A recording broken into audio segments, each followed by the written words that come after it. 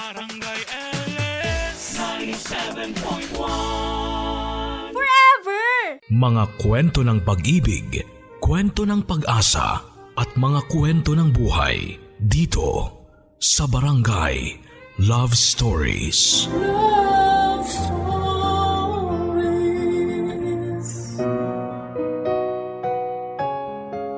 Ang sabi nila, ang lahat ng pagsubok na ibinibigay sa buhay ng tao ay may dahilan.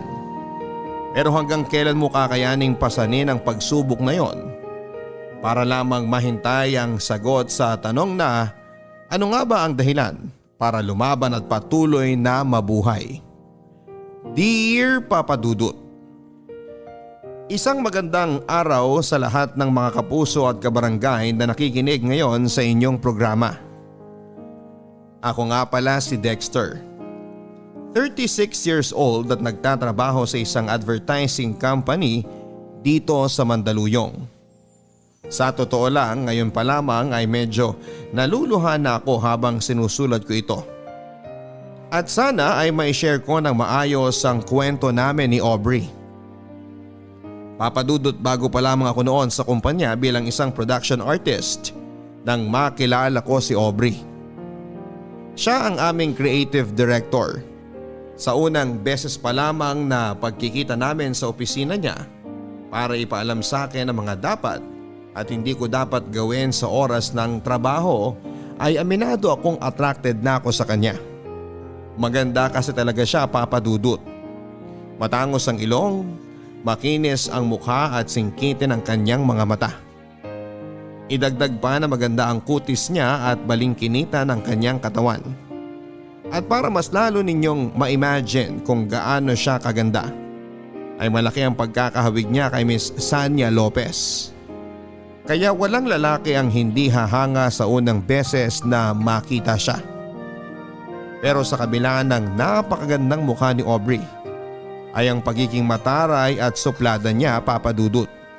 Medyo perfectionist siya pagdating sa kanyang trabaho. At sa konting pagkakamali mo lamang ay ipaparamdam niya sa iyo na parang ikaw ang pinakabobong empleyado niya sa opisina. Minsan ko na kasing naranasan na masigawan niya nang nagkamali ako sa trabaho. At paglabas ko nga ng opisina niya, naabutan ko pa ang mga kasamahan ko sa trabaho na nagkakatuwaan at nagpupustahan kung hanggang kailan daw kaya ako tatagal bilang production artist ni Aubrey. Marami na raw kasi ang nag-resign dahil sa ugali niya. At akala ko rin na hindi ako tatagal sa trabaho ko. Pero hindi ko napansin na halos 1 taon na pala ako dito sa kumpanya. Papadudot, sa mga kaopisina ko rin nalaman na si Aubrey ang tipo ng babae na walang alam puntahan kung hindi bahay at trabaho lang. At kahit kailan daw kasi ay hindi siya sumama sa kahit na anong get together na para sa mga empleyado. Wala rin siyang kahit na sinong matatawag na kaibigan o close man lang sa opisina. Siguro nga kasi ay masyado siyang mataray. Siya yung tipo ng boss na kahit konting pagkakamali lang ng isang empleyado ay parang magugunaw na ang mundo sa galit. Huy Lily, thank you dito sa regalo ah. Kailangan ko talaga nito kasi wala na akong lalagyan ng mga sapatos sa bahay. You're welcome! O ikaw naman, Dexter, sino nabunot mo sa exchange gift natin? Ikaw na lang ang hindi pa nagbibigay ng regalo, ah. Ay, wala siya dito eh. Paanong wala? Halos lahat naman tayong creative team. Nandito na sa pantry. Nauna na nga lang kumain yung iba. Except for Dragonessa Queen! Oo nga, no? Sanay na kasi akong hindi siya nakikita every mini Christmas party natin at exchange gift. Counted nga pala siya. Oo, counted siya. Ako pa nga ang nabunot niya eh. Nakita ko na lang kanina na may regalo sa table ko. Kaya palang aga niyang pumasok kanina. Ayaw niya siguro may makakita sa kanya na naglalagay ng regalo sa table mo. Siguro nga. Kasi ako yung pinakauna sa atin pumasok pero pagdating ko kanina, nasa table na siya ng office niya. So paano ba yan, Dexter? Mukhang kakailanganin mo talagang pumasok sa isang nag-aapoy na kuweba para maibigay ang regalo mo sa kanya. Ay, dali mo na rin tong pagkain niya. Pinagtabi na namin siya kasi alam namin na hindi siya pupunta dito sa pantry para makipag-celebrate. Bakit naman? Dahil ba sa religion niya? Hindi no? Alam mo yun si Dragonesa? Sa ilang taon namin nagpapasko dito sa opisina, kahit kailan, hindi pa nakipag-celebrate sa amin. Paano makikiselebrate? Subsub nga sa trabaho. Lunch break nga niya, hindi siya lumalabas ng opisina niya. Kasi nga, mas gusto niya mag-amoy kuweba siya kaysa makibonding sa atin. Nako, good luck sa'yo Dexter kung paano mo ibibigay yung regalo mo sa kanya. Sama pa naman ang ugali nun. Kaya baka tarayan ka lang niya kapag inabot mo na yan. Ikaw talaga, Nolan. Kung ano-ano na naman ang sinasabi mo tungkol kay Miss Aubrey. Mabait naman yung tao. Strikto nga lang pagdating sa trabaho. At iba ang istrikto sa masama ang ugali. Pero na rin yun. Niwala nga siyang pakialam sa mga kasama niya sa trabaho eh. Sinabi mo pa. Naalala ko tuloy nung nagkasakit ang anak ko, tapos 1 linggo akong absent. Hindi nga niya ako binigyan ng suspension dahil sa absent ko. Pero hindi niya rin in-approve ang mga emergency leave request ko. Ilang araw tuloy akong walang sinweldo nang dahil sa kanya. Pero di ba in-explain naman ni Miss Aubrey kung bakit hindi na-approve ang mga leave request mo? Dahil wala kang nasubmit na medical documents that time. Required kaya yun para sa mga nagli-leave. Kahit na, no? Yung ibang manager nga ina-approve yun. Siya lang talagang hindi pumapayag. Sa tingin ko, sumusunod lang naman si Miss Aubrey sa policy ng opisina natin. Perfectionist nga kasi sa trabaho si Miss Aubrey. Kaya ayaw niya nang may nagkakamali. Mas lalong ayaw niya sa mga empleyado na hindi sumusunod sa policy niya at ng opisina na to. Saka pwede ba, iwasan na natin ang pagsasalita ng negative sa kanya. Hindi pa naman natin siya kilala talaga para husgahan natin yung buong pagkatao niya.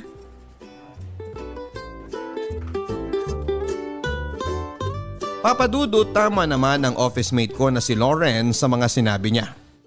Istrikta si Aubrey pagdating sa trabaho pero hindi ibig sabihin noon ay masama ng ugali niya. Gusto niya lang na maayos ang mga trabaho namin sa opisina. Lahat ng malamig na pakikitungo niya sa amin at kasungitan niya ay ginagawa niya yon para mas ayusin namin ang kanya-kanyang trabaho.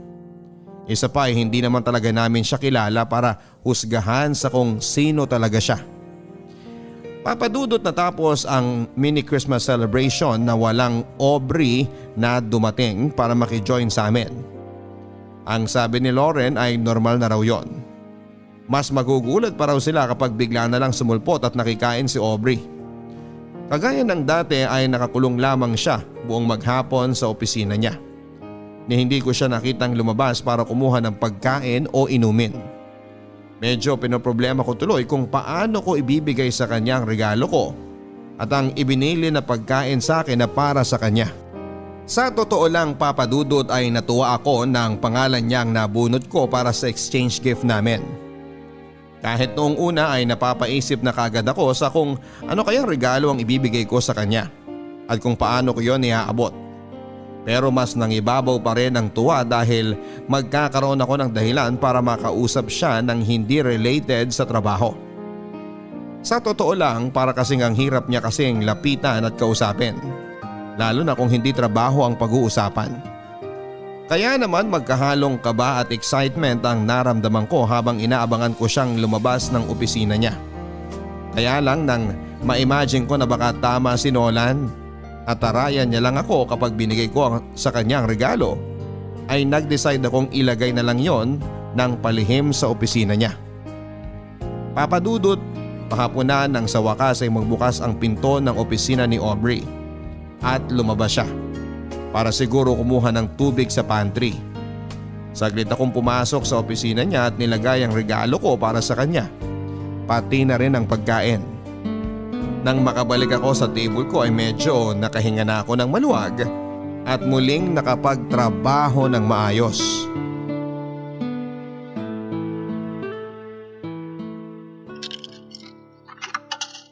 Grabe, ang lamig sa loob. Buti na lang coffee break ko na. Pakakuha nga muna ng kape. Si Miss Aubrey ba yung nag-iossi mag-isa dun? Siya nga.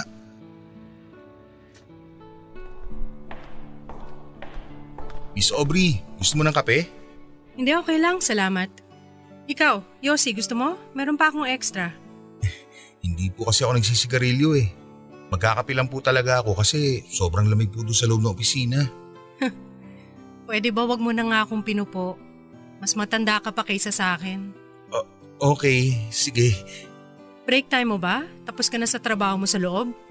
Oo, hinihintay ko lang yung ipapasa na bagong theme sa akin ni Lauren para sa next project natin. Gagawin ko na rin kagad yung cover design mamaya para makita mo.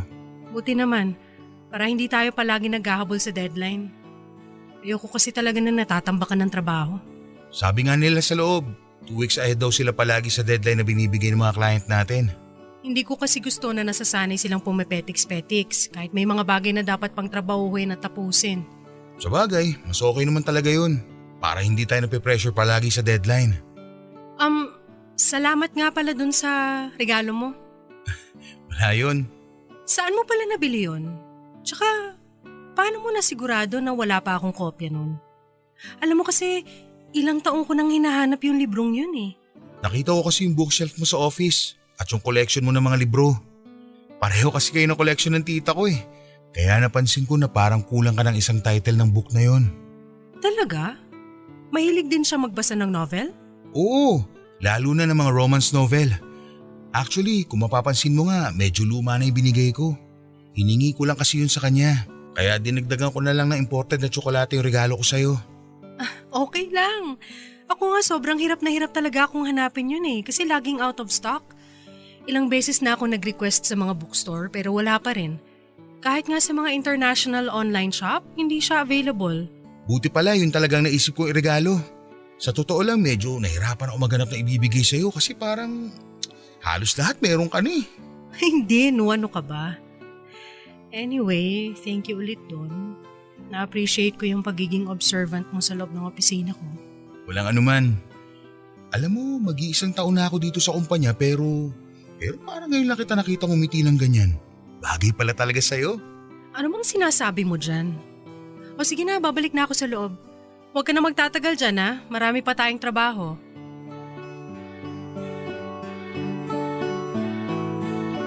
Papadudot, sobrang natuwa talaga ako nang makita kong nagustuhan ni Aubrey ang regalo ko sa kanya. Hindi ko kasi talaga inaasahan yon.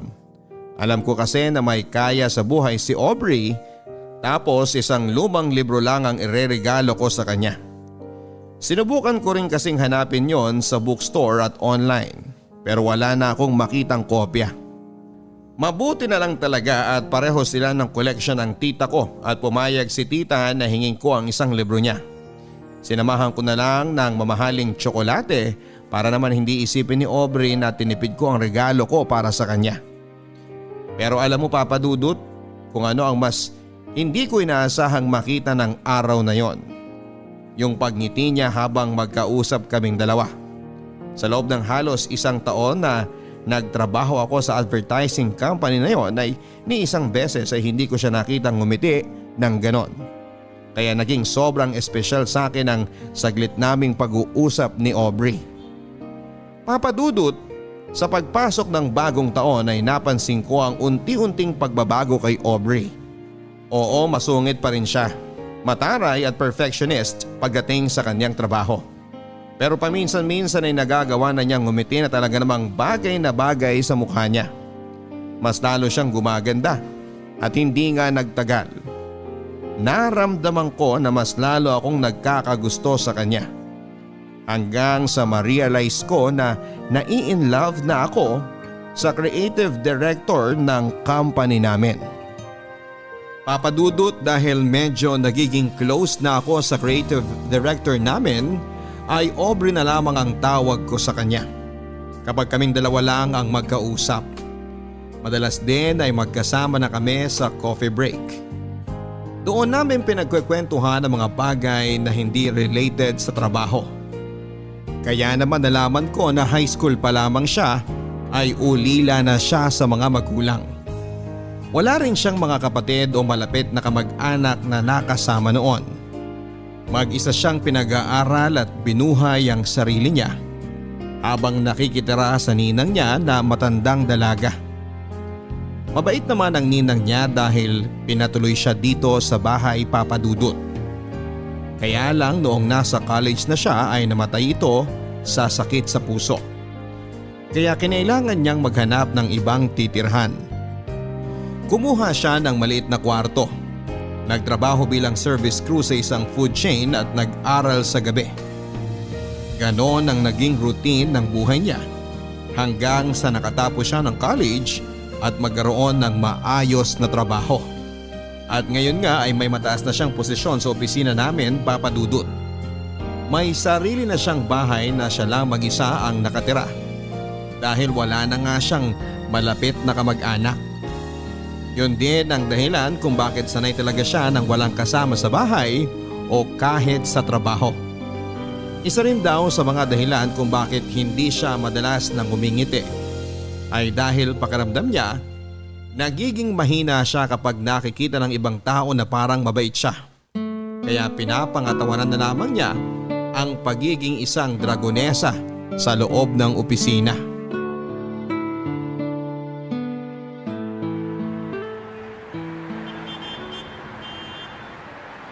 Ano ba yan? Wala pa rin tumitigil na taxi. Mukhang tama nga si Mr. Torres. Sobrang traffic na ngayon. Kaya pala siya nagmamadaling umalis pagkatapos ng dinner meeting natin kanina eh. Okay lang naman na ma-traffic basta may taxi. Kanina pa tayo dito hanggang ngayon wala pa rin pumapansin sa atin ng mga taxi driver. Ay, ang sakit na nga ng mga binti at paa ko dahil dito sa sapatos ko eh. Ganito na lang. Isang jeep lang yung bahay ng tita ko mula dito. Gusto mo, magpalipas muna tayo ng oras doon? Actually, reunion kasi namin ngayon. Ako lang yung absent sa aming magpipinsan. Ha? Bakit hindi mo sinabi na may kailangan ka palang puntahan? Sana ako na lang ang nakipag-meet kay Mr. Torres kanina. Okay lang. Ayoko naman na mag-isa ka lang humarap sa kanya kaya nagpumilit na rin ako sumama. Saka, maaga ako nagsabi sa kanila na hindi mo na ako makakapunta. Nandun naman yung parents at kapatid ko eh. Kung ganyan na may mga personal ka na lakad, pwede naman magsabi ka para hindi na kita naaabala. Hindi naman kasi ikaw ang dapat nakasama ko ngayon eh, pero nag-extend ka pa ng oras para sa meeting na to. Ay, konti na lang talaga. Ipapasa ko na sa'yo ang korona ng pagiging overtime queen ko sa opisina. Wala pa rin namang tatalo sa'yo. Saka sabi mo nga diba, dapat tinatapos muna ang trabaho bago pumetics. Pero hindi na nga to parte ng trabaho mo at dapat kanina ka pa nakauwi. Trabaho ko na to tsaka ni Nolan. Bakit kasi ngayon pa siya umabsent kung kailan may meeting kami? If I know may hangover lang siya, how irresponsible. Oh, kumukunot na naman yung noo mo. Tama na nga yan. Pagsasamahin mo pa ang bad trip mo sa kanya at dito sa traffic ngayon. Pero ayun nga, gusto mo bang sumama muna sa bahay ng tita ko ngayon? Malapit lang yun, promise. Ay, hindi na. Okay lang ako dito. Pumunta ka na doon. Dito na lang ako para maghintay ng taxi. Ano ka ba? Hindi naman kita pwedeng iwan dito na mag-isa. Isang jeep lang ang papunta doon sa kanila, kaya doon na lang tayo magpalipas ng rush hour. Hindi ba nakakahiya? Mababait ang mga pinsan ko. Saka nandun din naman ang parents ko eh. Pati yung makulit kong kapatid, sigurado makakasundo mo yun. Dati pa nga kita kinukwento sa kanila eh. Teka, ano namang kinukwento mo sa kanila tungkol sa akin? Na boss kita. Saka At saka ano pa? na maganda ka. Sobrang ganda. Ha? Ano yun? Bakit bumubulong ka dyan, Dexter? Wala. Tara na. Punta muna tayo sa tita ko. Tignan mo, walang galaw ng mga sasakyan. Mahihirapan lang talaga tayo kumuha ng taxi ng ganitong oras. Kaya nga mauna ka na lang na umalis. Pumunta ka na dun sa reunion ng family mo. Okay lang ako dito, promise. Tatawagan or iti-text na lang kita kapag nakasakay na ako ng taxi. Aubrey, I insist. Hindi ako alis dito hanggat hindi ka pa nakakasakay. Ayos lang talaga ako. Ito may taxi na. Taxi! Ano ba yan? May laman pala. Ano? Hindi pa rin ba magbabagong isip mo? Ikaw din. Baka gabihin tayo dito. Ayaw na ayaw mo pa namang nasasayang ang oras mo. Kasi naman. Ay. Nahihiya lang talaga ako eh. Huwag kang mag-alala. Mababait talaga ang mga pinsan ko sa buong family ko. Kaya sigurado ako na mag-i-enjoy ka ron. Sa tingin mo ba, okay lang talaga sa kanila na pumunta ako? Oo naman. Sabi ko nga diba, patagal ka na nilang gustong makilala ng personal. Saka akong bahala sa'yo kung sakaling gabihin man tayo. Ihatid kita pa uwi. Kaya tara na. Ako na magdadala nitong bag mo.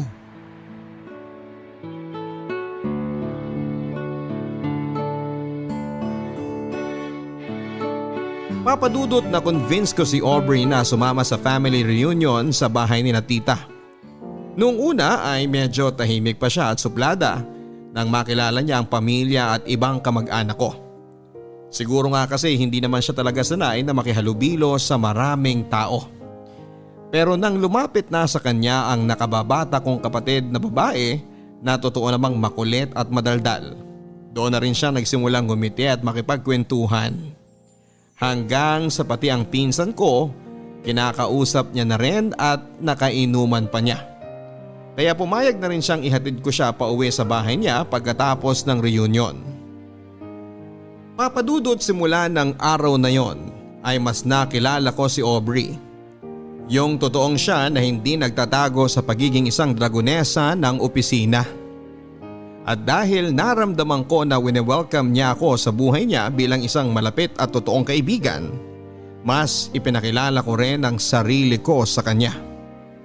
Kung dati-rate bahay at opisina lamang ang alam na puntahan ni Aubrey, nagkaroon na kami ng chance na dumaan sa coffee shop pagkatapos ng trabaho. Pero hindi para sa isang client meeting, kung hindi para kumain, magkape at magkwentuhan. Madalas din kapag weekend ay nasa bahay namin siya. Kung hindi sila magkakwentuhan ng kapatid kong babae, tumutulong naman siya sa pagluluto kay mami.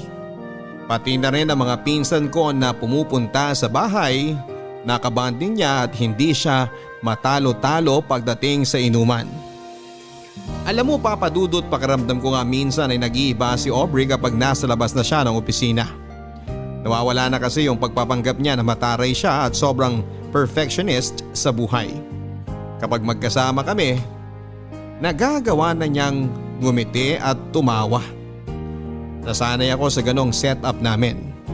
Kaya nang minsang mag-leave siya sa trabaho niya ng halos 2 linggo, na alam kong hindi niya talaga ginagawa, ay dinalaw ko siya sa bahay niya para kumustahin siya.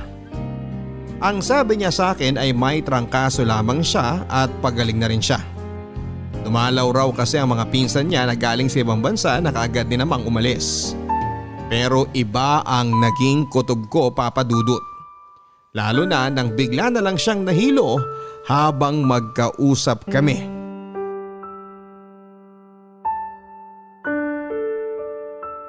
May hindi ka ba sinasabi sa akin, Aubrey?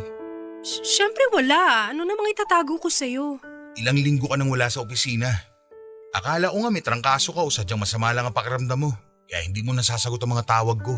Sinabi ko naman na kanina ang dahilan, di ba? Nagkaroon ako ng bisita dito, umuwi yung mga pinsan ko, at bigla akong tinrangkaso pagkatapos nilang umalis.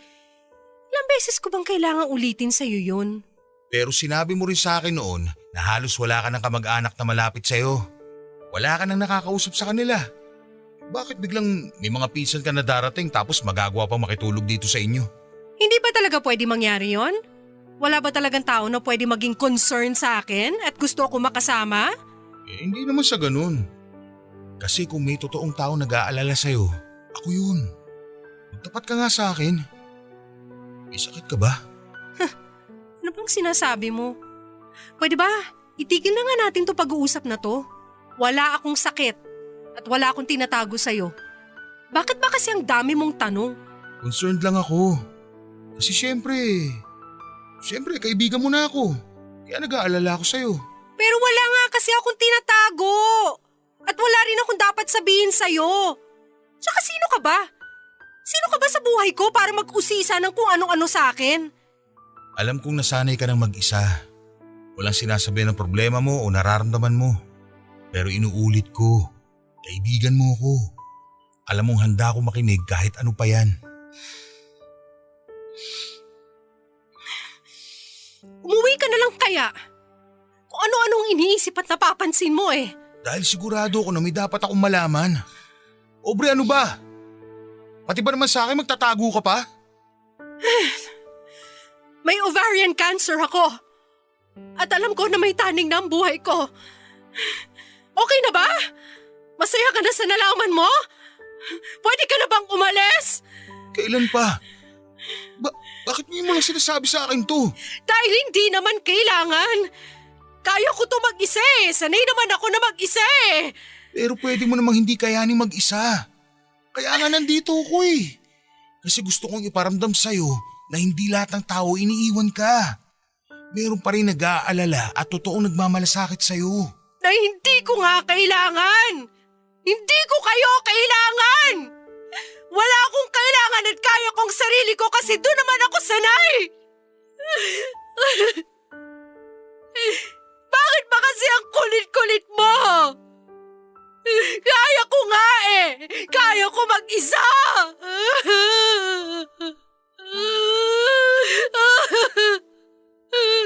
Kaya ko. Tama na. Huwag ka nang umiyak. Hindi ka na ulit mag-iisa. Sasamahan kita. I'm sorry. Ang totoo, nung araw na nalaman kong may cancer ako, gusto talaga kita tawagan nun. Kasi ikaw lang naman ang nakakausap ko eh. Pero naisip ko na para saan pa? Mamamatay na lang din ako, bakit pa ako magiging pabigat sa ibang tao? Hindi ka naman ibang tao sa akin eh.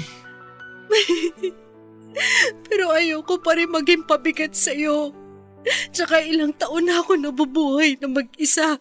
Anong bago kung mamatay na lang din ako na nag-iisa?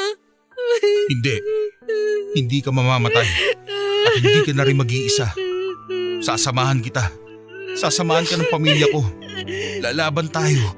At mabubuhay ka pa ng mas matagal.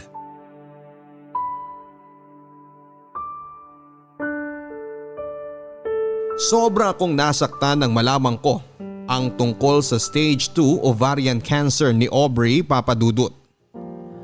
Alam ko namang wala namang kaming relasyon ni Aubrey. Pero sobrang espesyal niya na kasi para sa akin.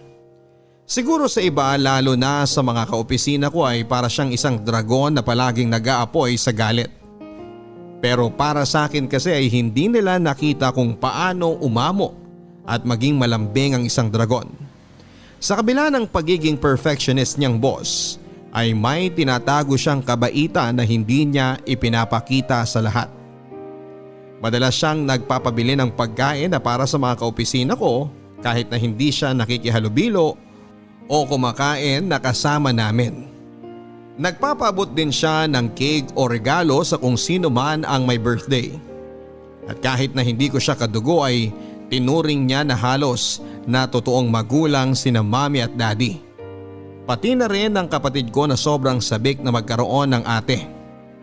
Naging parte siya ng pamilya ko hindi lang dahil sa tinanggap niya kami, kung hindi dahil kami mismo ang may gusto na maging parte siya ng pamilya namin. Kaya nang nalaman ko ang tungkol sa sakit niya, gustong gusto ko nang humagulhol pero pinilit kong pigilan. Dahil ayokong panghinaan siya lalo ng loob. Ako lang kasi ang pwede niyang kapitan at kuhanan ng lakas. Kaya kailangan kong magpakatatag sa harap niya. Kahit ako man ay pinanghihinaan na kaagad. Ang naisip ko kasi noon ay bakit si Aubrey pa. Hindi naman sa hinihiling ko na sana ibang tao na lamang ang magkasakit pero napakabata pa kasi niya para danasin ang ganong klase ng hirap ng nag-iisa. Papadudot, kagaya ng pinangako ko kay Aubrey ay hindi ko na ulit siya iniwan ng nag-iisa. Hindi ko sinabi sa opisina ang tungkol sa totoong dahilan ng pagpa-file niya ng extension para sa leave niya. Pero alam ko naman na hindi magtatagal ay malalaman nila ang tungkol sa sakit ni Aubrey. Ayaw din kasi ni Aubrey nang kinakaawaan siya ng ibang tao. Mas gusto pa nga niya yung may ines na nararamdaman sa kanya. Nasanay na rin kasi siya sa ganon. Nag-iisa, walang kaibigan, pamilya o karamay. Kaya gusto niyang ipakita sa ibang tao na matigas siya at kaya niyang mag-isa. kahit ang katotohanan ay hinang-hina na siya at kailangan na niya ng kasama. Papadudot, mula nga ng araw na nalaman ko ang tungkol sa sakit niya, ay madalas na akong pumupunta sa bahay niya. Palagi niya rin akong kasama sa mga check-up hanggang sa therapy niya. Nung una ay palagi niyang sinasabi na kaya niya at hindi niya kailangan ng tulong ko o ng kahit na sino. Pero syempre hindi ako papayag sa pagkakataon na ito na kayanin pa niyang mag-isa. Gusto kong iparamdam sa kanya na may kaibigan na siya sa katauhan ko at pamilya na rin niya ang pamilya ko. Hindi ko alam kung gaano ko pa siya katagal na makakasama at ayokong isipin na malapit nang magwakas ang buhay niya. Naniniwala at nananalig pa rin ako na gagaling si Aubrey. Mabuti siyang tao at hindi niya deserve ang ganitong klase ng sakit o sitwasyon para sa sarili niya.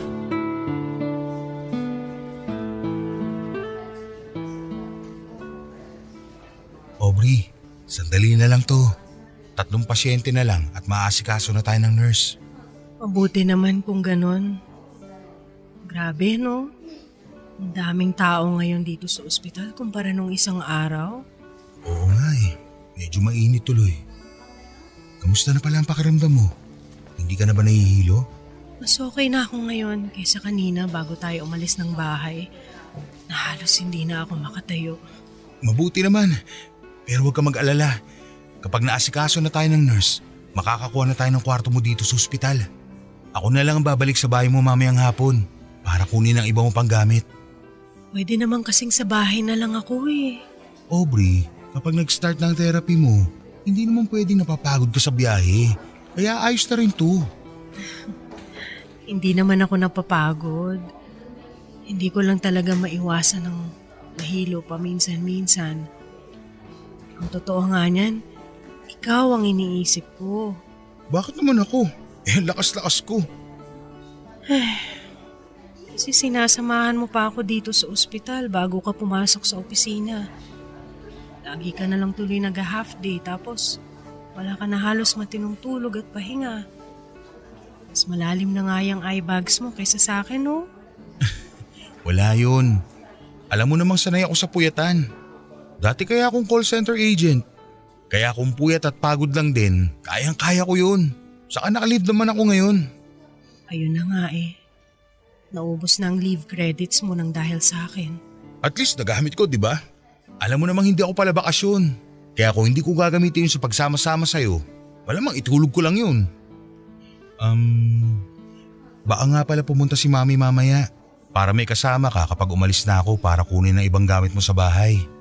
Isa pa yan. Sa totoo lang, nahihiya na rin ako sa family mo. Pati sila naaabala ng dahil sa akin. Yung pagluluto ng mami mo ng mga pagkain na pwede ko lang kainin, tsaka yung pagdalo ng kapatid mo sa bahay para masamahan ako kapag nasa opisina ka. Lahat tuloy sila apektado ng sakit ko na to. Ayan ka na naman eh. Sabi ko naman sa'yo, di ba? Si Mami nagsuggest na ipagluto ka ng mga kakainin mo. Saka yung kapatid ko, enjoy na enjoy siya lagi makipagkwentuhan sa'yo. Siya pa nga nag-aalala na baka napapagod ka na raw sa kadaldalan niya eh. Kaya huwag ka na mag-isip ng kung ano-ano, okay? Ito kasi talaga yung ayoko eh. Minsan na nga lang ako mapalapit sa ibang tao. Nagiging pabigat pa ako.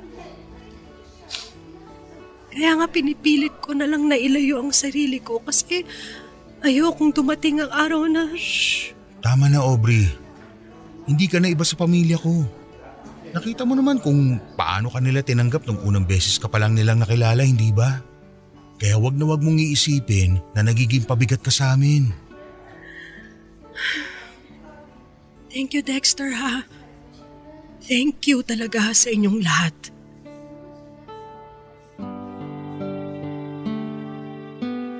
Papadudot, dahil nga sa naubos na ang leave credits ko sa opisina, ay madalas nang hindi nababayaran ang mga araw na hindi ako pumapasok. Pero sinisigurado ko na bago ako mag half day o mag leave ay natapos ko ng lahat ng mga trabaho na dapat kong tapusin. Minsan nga ay dinadala ko na rin ang mga yon sa bahay para lang hindi ako maabutan ng deadline. Hindi rin kasi ako pwedeng mawala ng trabaho lalo na ngayong tumutulong na rin ako financially para kay Aubrey.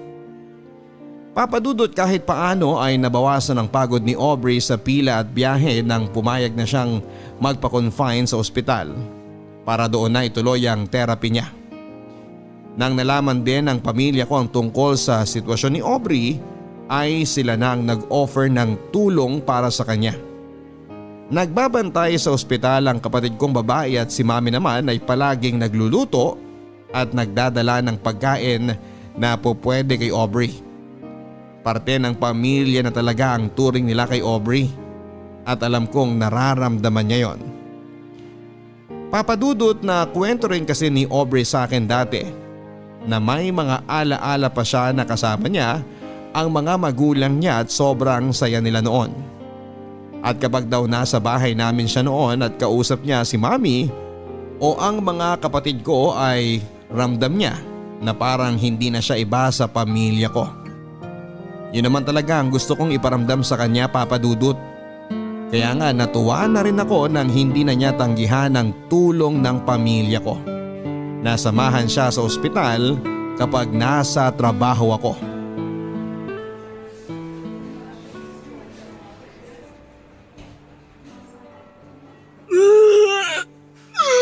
Sige, ilabas mo lang lahat yan. Pagkatapos gagaan na ulit ang pakiramdam mo.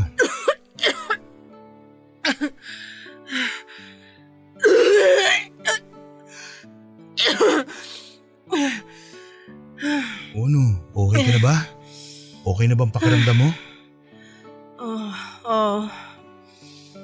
Medyo okay na. Sandali lang ha, lilinisin ko lang to.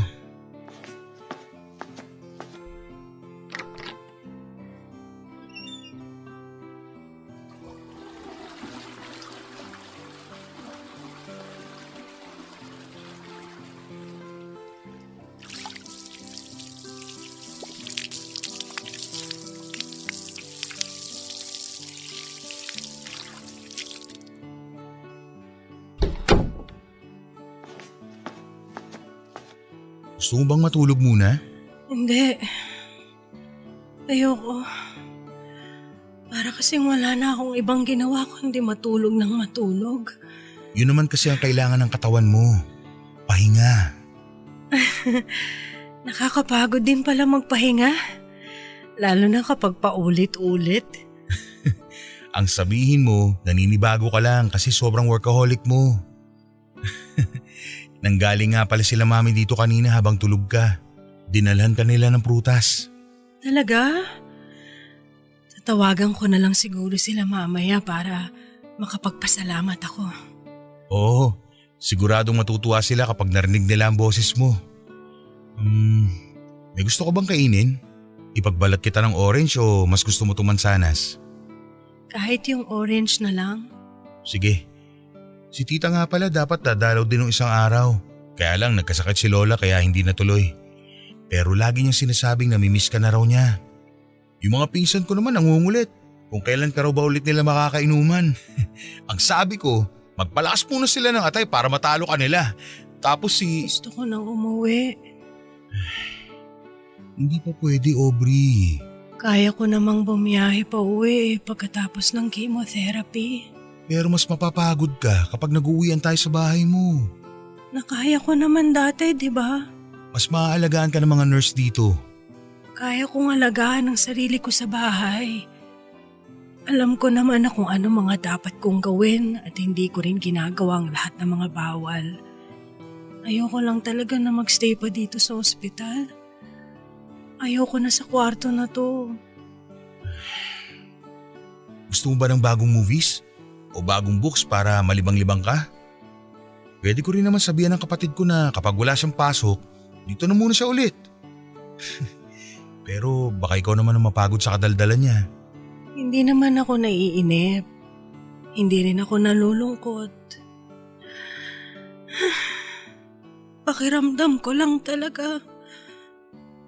Kung magtatagal pa ako dito sa kwarto, lalo akong manghihina. Ilang session na lang naman tayo dito. Tapos makakauwi na tayo. Please, Dexter. Gusto ko na talagang umuwi. Ayoko na dito. Ayoko na ng amoy ospital, ng pagkain nila, na maramdaman na may sakit ako. Pero Aubrey, Sa bahay kasi kahit paano nakakakilos pa ako ng normal. Nararamdaman ko na wala akong nilalabanan na sakit.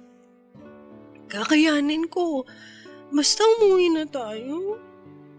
Gusto ko nang umuwi. Ayoko na dito sa ospital. Ayoko nang maramdaman ng paulit-ulit na may sakit ako.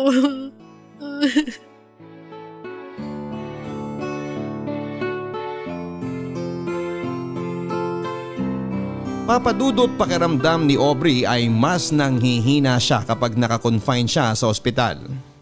Kahit para sa akin ay mas convenient pa ngayon dahil may 30 minutes din ang biyahe namin tapos ay pipila pa kami. Pero hindi ko na nga napilit pa si Aubrey na magstay kami sa ospital. Papadudot pagkalipas ng 2 araw ay umuwi na kami sa bahay ni Aubrey. Pumupunta na lamang kami sa ospital kapag schedule na ng therapy niya. Matatag si Aubrey at kahit kailan ay hindi niya ako pinakitaan ng kahinaan o pagkapagod. Wala akong reklamo na narinig at palagi lang siyang nakangiti kapag tumitingin sa akin. Bagay na nagpapalakas lalo sa loob ko na malalampasan niya ang lahat ng ito. Malalampasan namin ang magkasama. Iba kasi ang dating na mga ngiti niya sa akin. Para bang gusto niyang iparamdam sa akin na kagaya ko ay lumalaban din siya at pareho kaming umaasa na gagaling siya.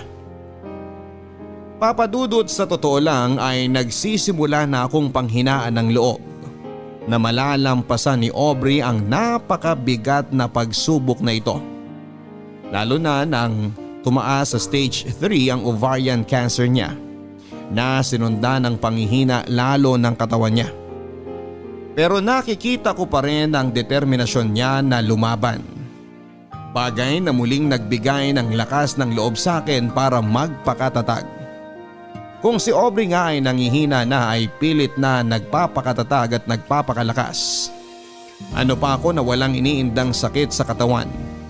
Kaya kailangan kong taasan ang pananalig ko na gagaling siya at malalampasan niya ang lahat ng ito. Papadudot habang tumatagal na nakakasama ko si Aubrey ay mas lalo ko siyang minamahal. Pero pinigilan ko ang sarili ko na sabihin sa kanya ang bagay na yon.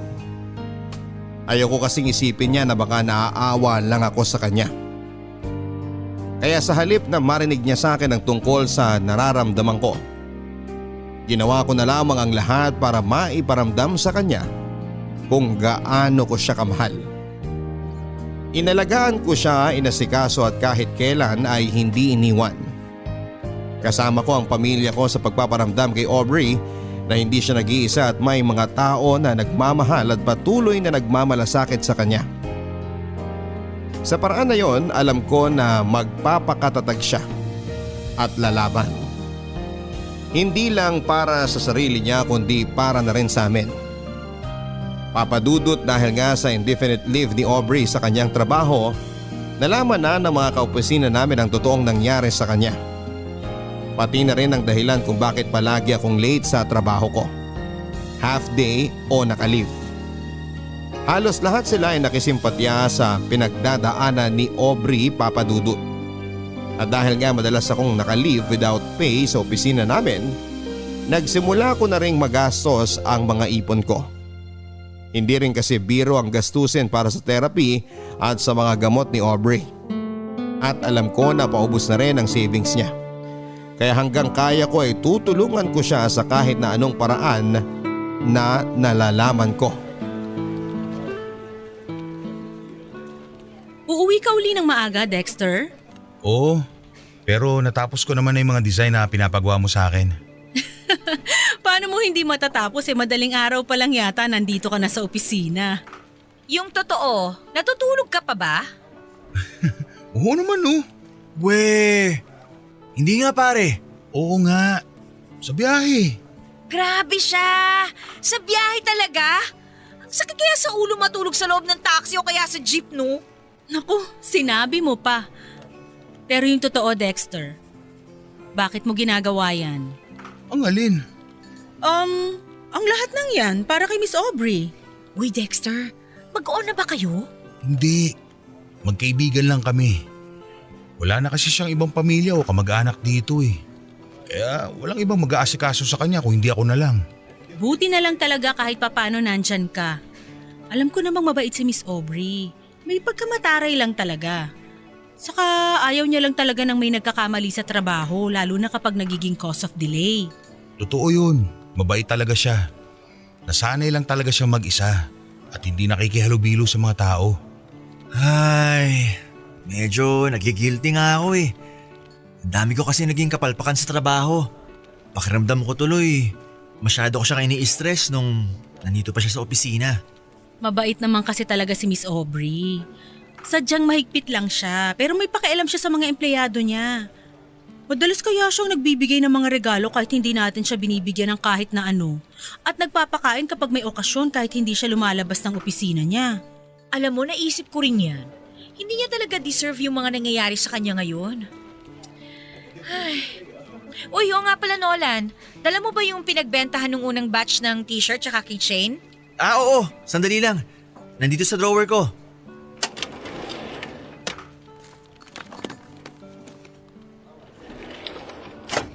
O pare, tanggapin mo to. Oh, para saan tong sobre ng pera?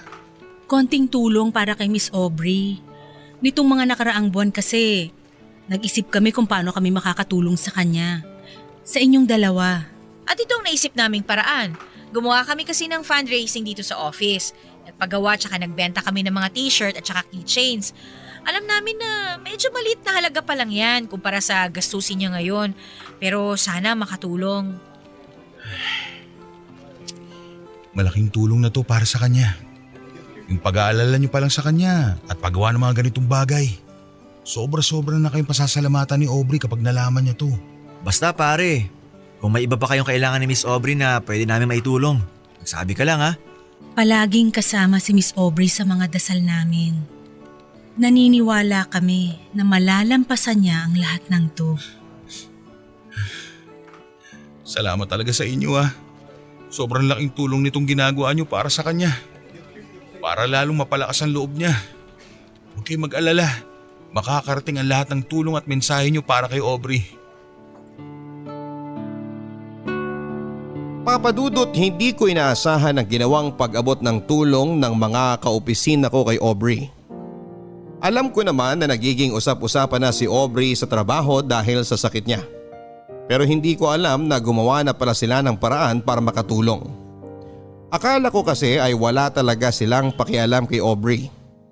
Dahil sa paniniwala nga ng mga ito na masama ang ugali niya. Pero heto sila at nagkaisa na gumawa ng fundraising para makapagbigay ng financial support. Papadudot nang sabihin ko kay Aubrey ang tungkol sa tulong na inabot ng mga kaopisina namin at patuloy na pagbebenta ng mga ito ng t-shirt at keychain para makalikom pa ng pera ay hindi na niya napigilan ang sarili niya na maiyak. Nagigilty daw siya dahil pakiramdam niya ay hindi naging mabuti ang treatment niya sa mga ito. Pero heto sila at nagmamalasakit para sa kanya. Kaya raw kapag nabigyan siya ng isa pang pagkakataon ay babawi siya sa mga ito. Papadudot, sinabi ko naman sa kanya na wala siyang dapat na ipag-alala. Dahil naiintindihan ng mga kaopisina namin na ginawa niya lang ang tama pagdating sa trabaho.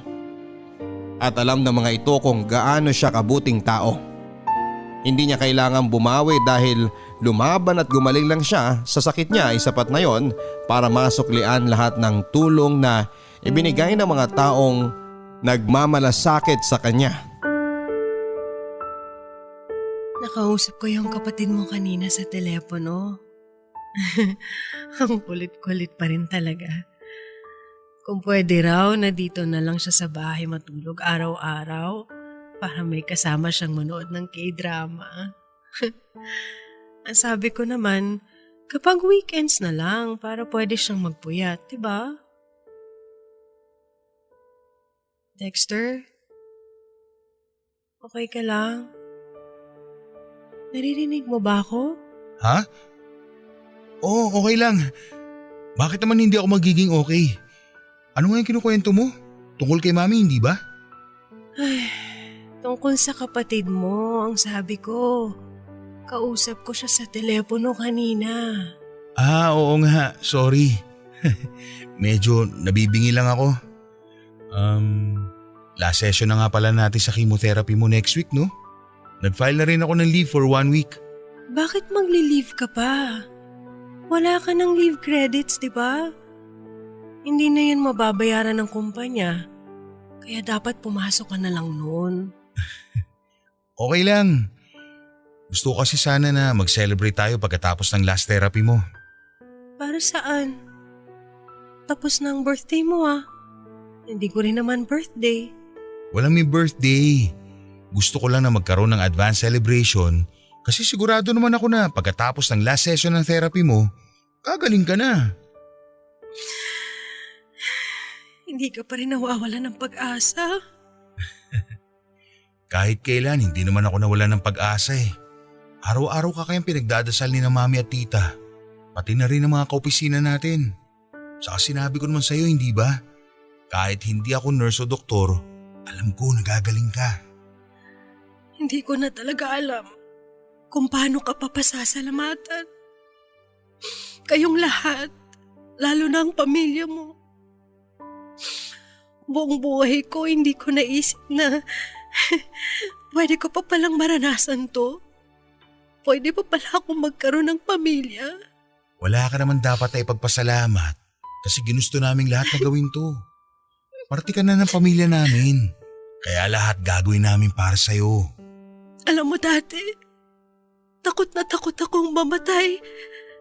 Kasi hindi ko ma-imagine kung paano mamamatay ng nag-iisa. Walang pupunta sa burol ko. Walang makikiramay. Walang iiyak. Aubrey, hindi ka na nag-iisa ngayon. At hindi ka rin mamamatay. Ngayon hindi na ako takot. Pero handa na rin akong lumaban. Kasi honestly, nawala na ako ng pag-asa noon eh. Tinanggap ko na hanggang dito na lang talaga ako. May pag-asa pa tayo. Kakayanin natin to. Ay. Oo. Kakayanin ko pa. Dahil sa tuwing nakikita ko kayo ng pamilya mo, pakiramdam ko, nabubuo ulit ako. At sa tuwing hawak mo ang mga kamay ko kagaya ngayon, lumalakas ako. Kaya nga hindi ko nabibitawan itong mga kamay mo kahit kailan. Alam mo, kung pagbibigyan lang talaga ng Diyos na madugtungan pa ulit ang buhay ko, o kahit hanggang dito na lang talaga ako, magpapasalamat pa rin ako ng paulit-ulit sa Kanya kasi kahit sa kahuli-hulihang sandali ng buhay ko, naranasan ko pa rin kung paano maging parte ng isang masayang pamilya. Basta lalaban pa rin tayo ha. Walang susuko sa atin. Sasamahan kita kahit na anong mangyari. Hinding-hindi ka nabibitiwan ng mga kamay ko. Oo, lalaban ako. Lalaban ako para sa'yo. Para makasama ko pa kayo ng mas matagal.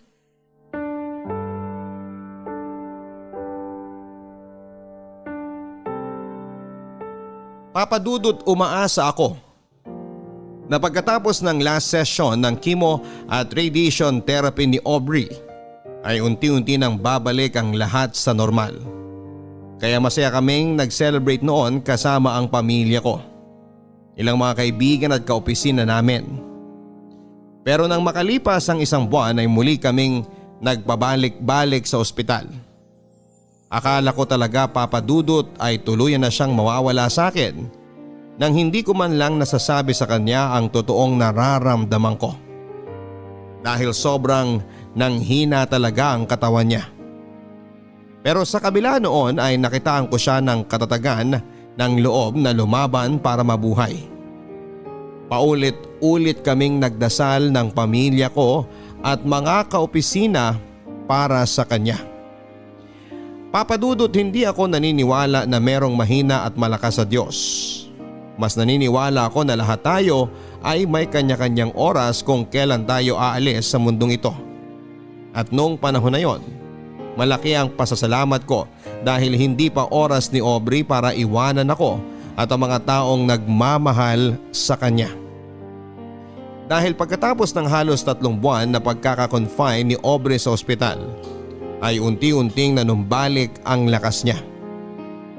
Hanggang sa ma-discharge na siya sa ospital at tinuloy na lamang ang pagpapalakas niya sa bahay. Papa Dudut, sobrang laki ng pasasalamat ko sa lahat ng mga taong tumulong kay Aubrey at nagdasal para malampasan niya ang pagsubok na ito. Pero mas nagpapasalamat ako sa Diyos para sa pagbibigay ng panahon para makasama ko pa si Aubrey ng mas matagal. Kaya hindi ko na sinayang ang pagkakataon na ito at sinabi ko na sa kanya kung gaano ko siya kamahal. Ang nakakatuwa doon, Papa Dudut, ay sinagot niya rin kaagad ako. Hindi dahil sa pag-aalaga na ginawa ko sa kanya, kung hindi dahil sa sign na matagal na niyang hinihingi noon. Ang libro na matagal na pala niyang hinahanap-hanap sa iba't ibang bookstore at online shop ay ginawa niya palang sign para mahanap din ang lalaking habang buhay niyang mamahalin.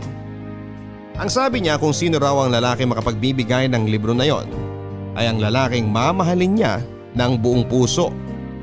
At ako yon, Papa Dudut.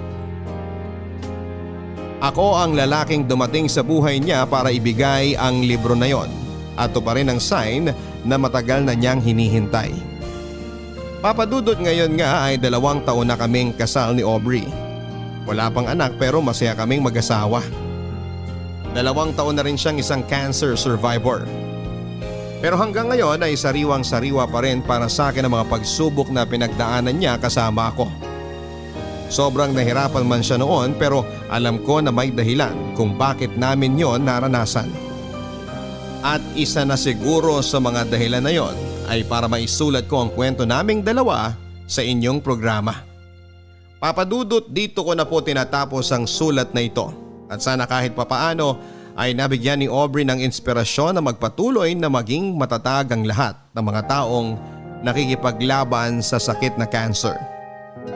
Huwag tayong mawawala ng pag-asa at pananalig sa Diyos dahil hindi niya tayo bibigyan ng pagsubok na alam niyang hindi natin kakayanin.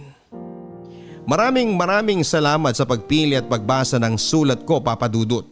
More power and God bless sa inyong lahat na bumubuo ng programang ito. At pati na rin sa ating mga kabarangay na nakikinig ngayon. Ang inyong kabarangay at kapuso forever, Dexter.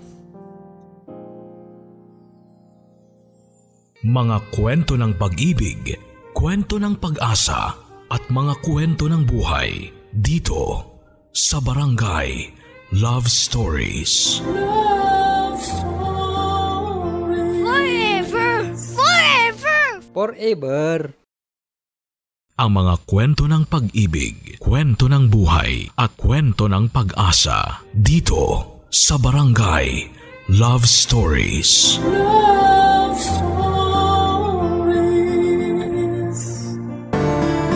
Kapag nagmahal ka, matuto kang makontento sa isa. Ang paghahangad ng higit pa minsan ay nagdudulot ng matinding karma ang magpapahirap sa iyo pag ito'y dumapo na.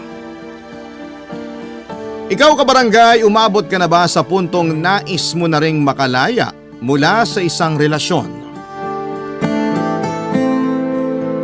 Dear Papa Dudut, magandang araw po sa inyo at sa inyong mga tagapakinig.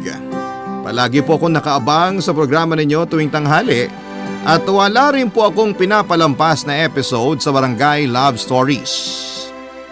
Ako po si Marcia, 66 years old at kasalukuyang nakatira sa Caloocan. 40 years po akong kasal sa asawa kong si Ramon. Mas matanda siya sa akin ng 1 taon at nagkaroon din kami ng 4 na anak. Lahat sila ay may kanya-kanya ng mga pamilya at nakabukod na rin sa amin. Ang bunso namin ay nagpakasal 5 taon nang nakakalipas. Masaya naman po ako para sa kanila dahil maayos ang kanilang naging pamilya. Hindi rin ako nakikialam sa mga desisyon nila sa buhay dahil nasa hustong gulang na naman sila. Ilang buwan matapos ako magretiro ay na-enjoy ko naman ang pagpapahinga ko. Pero sa katagalan ay unti-unti na rin po akong dinapuan ng pagkabagot sa paulit-ulit na gawain sa bahay. Minsan naiisip ko na rin kung hanggang dito na lamang ba talaga ang buhay ko. Pakiramdam ko dapat ay may iba pa akong ginagawa pero ang problema hindi ko rin naman alam kung ano yon. Bukod pa roon ay marahil ay nakakaramdam ako ng ganito dahil naaalala ko yung ginawa sa akin ng asawa ko. Papa Dudut, mga kabarangay, hindi po kasi naging mabuting asawa sa akin ang asawa ko. Sa totoo lang, sa 40 taon naming pagsasama ay ganon din katagal na nagtiis ako sa kanya. Kaya tuwing naaalala ko siya ay naiisip ko rin kung gaano kalalim yung naipon kong galit ng panahon na yon. At ito ang naging dahilan. Kakakasal pa lang namin noon nang may malaman akong tinatago itong si Ramon, Papa Dudut.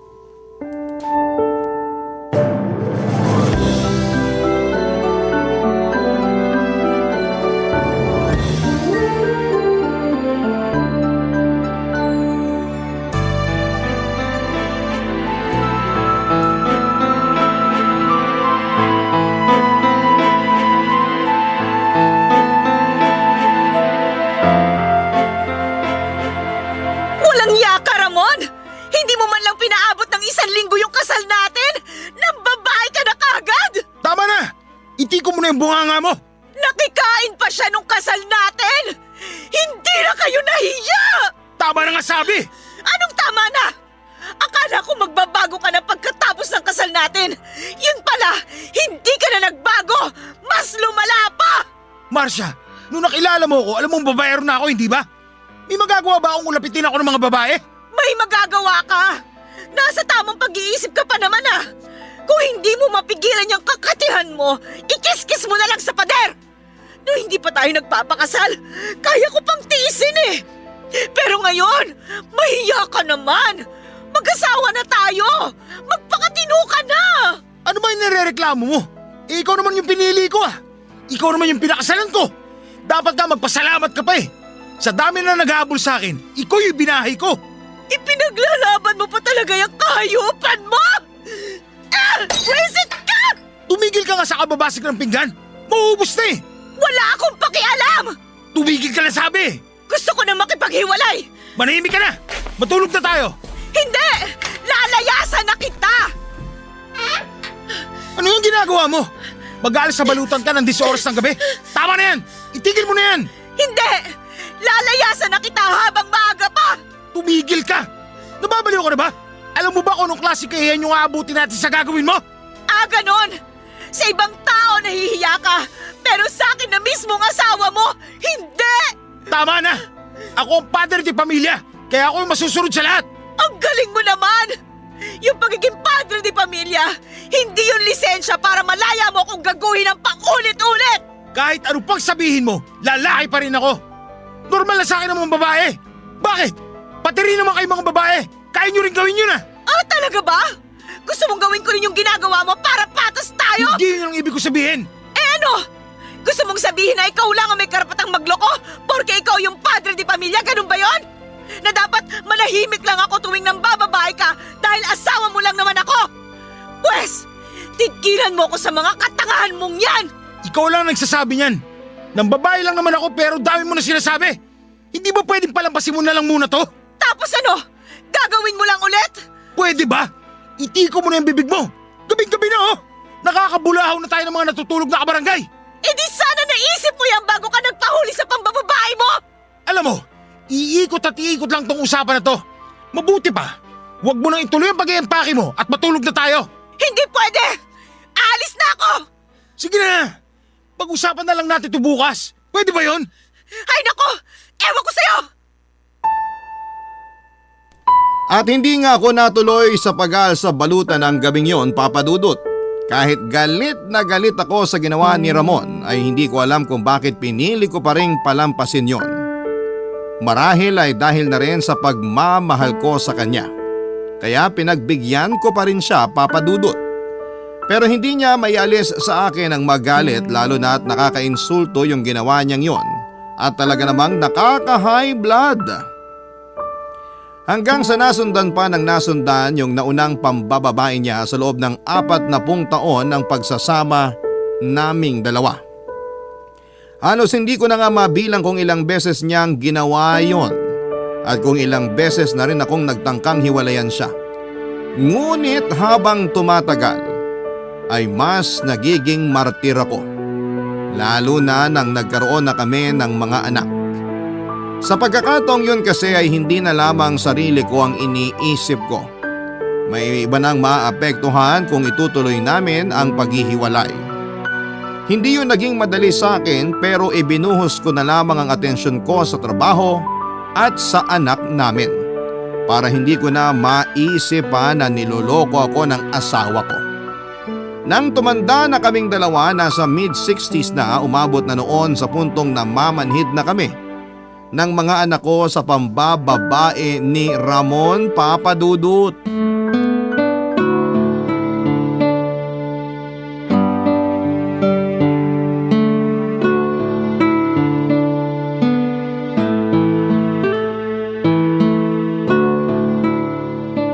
Mukhang may lakad ka. Hindi ka na naman ba dito kakain ng hapunan? Ha? Oo. Sa labas na lang ako kakain. Eh saan ka ba pupunta? Gabi-gabi ka na lang umaalis Diyan lang, kina paring Isting. May bago lang kami pinaplanong business. Business? Anong business naman yan? Buy and sell, ganun. Si Esting lang naman ang kakausapin mo tapos isputing na isputing ka pa. Balak mo bang akitin si Esting? Ano ba pinuputok ng butsi mo? Ano masama kung nag-aayos ako? Buti nga't nag-aayos ako. Di tulad mo na matagal na nagpabaya sa itsura. Anong sinasabi mong nagpabaya? Akala mo ba ganun lang kadali na maging ina at asawa dito sa bahay na ito? Alangan namang unahin ko pa yung pag-aayos kaysa sa pag-aasikaso rito para sa inyo ng mga anak natin. Bakit ba bigla ka nagkakaganyan? Kung kailan tumanda na tayo, saka ka pa nagre-reklamo? Yun na nga eh. Ang tanda na natin pero parang tumatanda ka ng paurong. Hindi mo pa rin mapigilan yung sarili mo sa pambababae. Hoy Marcia, alam mo hindi na ako magbabago. Kaya kesa magsaya ka ng laway mo sa kakabunganga mo sa akin, tumahimik ka na lang at makontento na ikaw pa rin yung inuuwian ko. Abay makapagsalita ka. Parang napakaswerte ko na yung inuuwian mo ko. Akala mo ba gustong gusto ko yung inuuwian mo ko? Ang kapal naman ng mukha mo. Malas mo kasi ikaw yung babae sa ating dalawa. Ikaw yung nanay na kailangang maiwan sa mga anak natin. Magpasalamat ka na lang na naibibigay ko pa rin lahat ng mga kailangan nyo. Yung iba nga dyan, wala na talagang pakialam eh. Hoy! Para lang sa kaalaman mo, kaya ko ring magtrabaho. Kaya ko ring buhayin yung mga anak ko. Hindi mo na lang kasi aminin na umiiwas ka sa kahihiyan kaya dito ka pa rin umuuwi. Para magmukha kang matino, ulirang asawa. Ibang klase talaga yung tigas ng apog mo. Itiko mo yung bunganga mo. Hindi ko na gusto yung mga lumalabas dyan ha. Umayos ka, baka hindi kita matansya. O kung ganon, tinatablang ka rin pala ng kahihiyan eh. Kung hindi ka mapigilan sa pambababae mo, wag mo rin akong pigilan sa kakabunganga ko. Tanggapin mo lahat ng pangiinsulto ko kasi kulang na kulang pa ang mga yan. Alam mo, pag ako nagsawa, tatahiin ko yung bibig mo eh. Nang wala na akong marinig, nakakarindi, paulit-ulit. Sus! Alam mo kung anong solusyon dyan pero ayaw mo rin naman. Kaya wag ka nang umasa, natatahimik lang ako. Sino ba naman kasi makokontento na lang sa kagaya mo? Hindi ka na nga nag-aayos. Paano pa ako gagana sa'yo kung ganyan ka? Kahit magsuklay, hindi mo na magawa. Hindi mo talaga naiintindihan yung hirap ng pagiging nanay eh ano? At saka kung yan yung pamantayan mo sa isang babae, bakit ako yung pinakasalan mo? Ewan ko sa'yo. Kung hindi mo na kayang pambababae ko, di umalis ka. Hindi mo lang alam, Ramon. Pero naaawa na lang ako sa'yo, kaya ako nandito. Akala mo kasi kung sino kang makisig pa, pero ang totoo, lipas ka na. Amoy lupa ka na rin. Kung isang araw mabaldado ka, akala mo ba aalagaan ka ng mga babae mo? Ha? Iiwan ka rin lang ng mga yon. May pakinabang ka lang sa kanila ngayon kasi may pera ka. Tumahimik ka. Gagawin ko kung anong gusto ko at wala ka nang magagawa. Alam mo kung ano mas magandang gawin? Manahimik ka at manood kung paano ako sambahin ng mga babae ko. Sa totoo lang, Papa Dudut, ay binitawan ko ang mga salitang yon, hindi para umasa na magbabago pa siya. Binitawan ko ang ganong mga salita para makaganti, para lumaban at para saktan siya. Para iparamdam sa kanya yung sakit na nararamdaman ko noon habang ipinamumukha niyang losyang na ako at siya lang yung nagtsatsaga sa akin. Matapos yun ay umabot na ako sa puntong tanggap ko na. Tanggap ko ng kahit na anong gawin ko at kahit na ilang masasakit na salita pang ibato ko kay Ramon ay hindi na rin yun tatalab pa sa kanya. Mahirap na talaga siyang baguhin kung nakasanayan na niyang mambabae mula noong magsama kaming dalawa. Para bang hindi siya mabubuhay kung hindi niya gagawin yon. Hindi naman ako nagkulang bilang isang asawa. Tuwing nangangalabit siya noon ay pinagbibigyan ko naman siya. Hanggang sa sumuko na lamang ako at nagpaubaya na lamang dahil napagod na rin akong ipaglaban yung pagiging asawa ko kay Ramon. At nang dumating kami sa puntong pareho na rin naman kaming matanda na at uugod-ugod na. At medyo napapanot na rin siya, alam kong bumababa na rin noon ang tingin niya sa sarili niya. Pero sa halip na maawa ay mas lalo ko pang ipinamukha sa kanya yung edad naming dalawa ng mga panahong yon, Papa Dudut. Barangay Love Stories. Barangay Love Stories. Sa ginawa kong yon, akala ko ay unti-unti na akong nakakaganti sa asawa ko, Papa Dudut. Ang akala ko ay unti-unti na akong nakakahabol sa mga ginawa niya sa akin noon. Pero hindi ko akalain na babawiin pa pala niya ang lahat ng yon. Sa 40 taon na mag-asawa kami ni Ramon, kahit alam kong nambababae siya ay hindi ko siya nahuli sa aktong kasama niya ang babae niya. Pero lantaran niyang ipinapakita sa akin noon na pupuntahan niya ang babae niya at wala akong magagawa para pigilan siya. Ipinamumukha niya noon na may pumapatol pa rin sa kanya sa kabila ng edad niya at hindi siya pinandidirihan ng mga babae niya kahit mas bata pa nga ang mga yon sa kanya.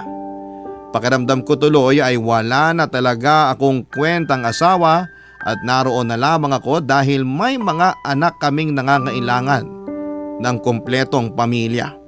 At kung kailan 66 na taong gulang na ako ay saka pa nangyari sa akin yon. Ang sakit-sakit pala, Papa Dudut.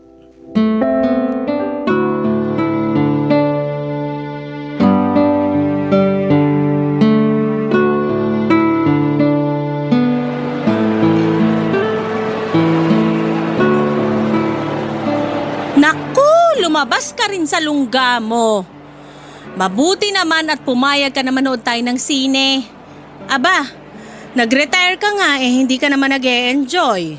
Buti na nga lang at pinilit mo akong lumabas, Mare. Ang ganda ng pelikula. Ang tagal ko na palang hindi nakakanood ng sine.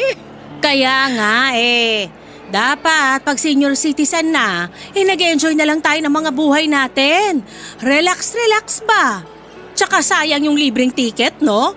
Kahit di ka na nga manood matulog ka na lang sa loob. Libreng aircon pa.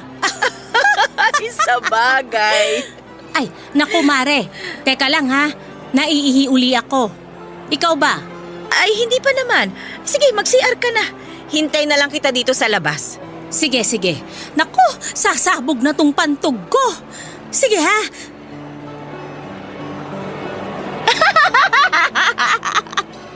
Ano ba naman yung babae yun? Oo. Akala mo sinisilihan kung makatawa. Ay, teka. Parang si Ramon yung kasama nun ah. Aba, si Ramon nga. Buwisit na lalaking yun. Hoy, Ramon! Oh, anong ginagawa mo rito? Ako? Nanood ng sine. Kayo, anong ginawa nyo dyan sa loob? Naglampungan? Marcia, pwede ba? Huwag ka mag-iskandalo rito. Nakakahiya. Kayo ang mas nakakahiya. Tingnan nyo nga yung mga itsura ninyo. Parang maglolo na kayo ah. Tapos naglalandian pa kayo dito. Magkaibigan lang kami, Nay. O inyo naman. Nay! Aba, wag mo nga akong matawag-tawag na nanay. Hindi kita anak. Dito sa sugar daddy mo, anong tawag mo? Tara na, Melanie. Umalis na tayo. Wala tayong mapapala rito. Aba, teka lang. Hindi pa ako tapos. Oy, ikaw na babaeng maharot. Gaano na kayo katagal na magkarelasyon itong asawa ko, ha? Ba't mo ba inaalam? Siya na lang tanungin mo. Kasi wala akong time mag-isip kung gaano na kami katagal. Tsaka may pangalan ako Pakikabisa ho, Mrs. Melanie. Ang pangalan ko, Melanie. Okay na? Ba't hindi ka lang pala maharot na babae, no? Bastos ka pa! Alam mo kung ano mas maganda, ha? Bawasan natin yung buhok mo't baka sakaling mawala yung kalandian mo! Ha? Uy, Marcia! Ito mo si Melanie! Masasasaya siya! Masarap ba sa pakiramdam? Yung inuuga yung ulo mo? Bumitaw ka! Hindi mo na akong pwedeng diktahan ngayon dyan sa gusto mo! Gagawin ko rin kung ano yung gusto ko! Halika rito! Marcia, tama na! Tama na! Ako ba talaga yung itinulak mo? Tumigil ka na kasi! Gurang! Baka gusto mo nga ako pa yung tumulak sa'yo! Huwag ba akong subukan? Kasi magli-lips to lips kayo yung sahig na tinatapakan mo! Ba't napakayabang mong babae ka? Halata namang pera lang ang habol mo sa asawa ko. Magkano na bang nagastos niya sa'yo para magkaganyan ka, ha? Manggagamit ka lang naman! Wala kang pake! Di mo naman pera yung binibigay niya sa akin! Huwag ka nga! Kung makapagsalita ka, umaasa ka lang din naman dito sa babe ko! Diyan ka nagkakamali, boba! Kung tutuusin, hindi ko kailangan ng pera niya dahil meron akong sariling pensyon. Isa pa, kahit matanda na ako, kayang-kaya ko pang magbanat ng buto kung gugustuhin ko. Hindi katulad mo, umaasa lang sa sugar daddy at bubuka-buka ka lang bilang kapalit. Sabing tama na! Sobra na yung mga sinasabi mo! Nakakahiya, oh! Pinagtitinginan na tayo ng mga tao! Di mabuti! Para tabla naman kayo ng kahihiyan kahit na kaunti! Mag-usap tayo mamaya sa bahay! Melanie, halika na! Ay sige, magsama kayo! Ituloy niyo yung kalandian ninyo! Nakakadiri kayo! Mare! Mare, Sus Mariosep! Ano nangyari? Tsaka, sino yung kasama ni paring Ramon? Sino pa? Di yung babae niya. Nahuli ko sa akto kaya ayon, kinumpronta ko. Naku, kaya pala nagkukumpulan ng mga tao rito. Ay, ano? Gusto mo pa bang pumasyal pa tayo o uuwi ka na lang? Mukhang high blood ka sa mga yun eh. Hindi, Mare. Ituloy natin ang pamamasyal. Hindi ako uuwi ng bahay na parang pinagsakluban ng langit at lupa dahil lamang sa kanila. Ako pa yung magmumukhang talo kapag ganun ang ginawa ko. Yan ang kilala kong Marcia. Palaban! Naku, suportado kita dyan, Mare. O siya, halika na. Ituloy na natin ang paglilibang. Papadudot, kung anong kinaganda ng babae ni Ramon ay siya namang kinasama ng ugali nito. 30 anyos pa lang daw ito, gusto kong masuka dahil para na silang mag-ama. Mabuti sana kung tunay silang nagmamahalan pero alam ko naman na pera lang ang habol ng babae sa asawa ko. Kung tutuusin nga ay mas matanda pa sa babaeng yon ang panganay na anak namin ni Ramon. Nalaman ko rin na nagkakilala si Ramon at ang babae niya sa isang massage parlor. Masahista ito doon at nakursunodahan naman kaagad ng magaling kong asawa. Matapos ko silang mahuli ay hindi na talaga kami nag-usap ng asawa ko sa bahay. Tumigil na rin po ako sa pagsisilbi sa kanya at mula noon ay pinaglalaba at pinagluluto ko na lamang ang sarili ko. Alam kong inis din si Ramon sa ginawa kong yon pero hindi niya naman magawang maggalit sa akin ng dahil doon. Natuto siyang magluto para sa sarili niya pero yung mga marurumi niyang damit tingin ko ay dinadala niya doon sa babae niya para yung babae na ang mag-asikaso. Sa akin naman ay ayos lang yon dahil gusto ko na magdusa siya.